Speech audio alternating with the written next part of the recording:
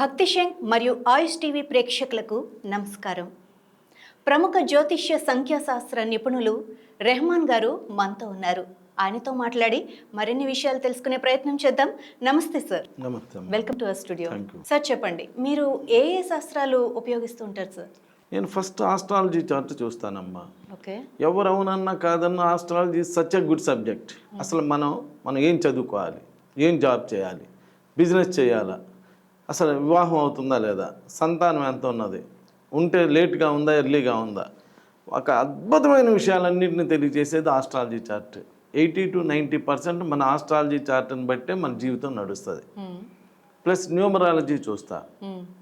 Numerology అంటే మన పేరు ఎలా ఉండాలి, మన పేరు పాజిటివ్లో ఉందా నెగిటివ్లో ఉన్నదా అనేది తెలియజేస్తుంది.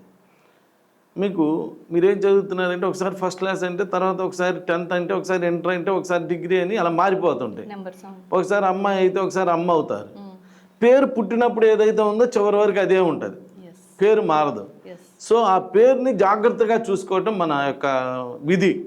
ఒకవేళ ఆ పేరు చక్కగా ఉంటే చనిపోయినా కూడా ఎంతో కాలం పనిచేసింది. రాముల వారి పేరు అలా అన్ని పనిచేసినట్టుగా అలా పేరు బలంగా ఉండాలి.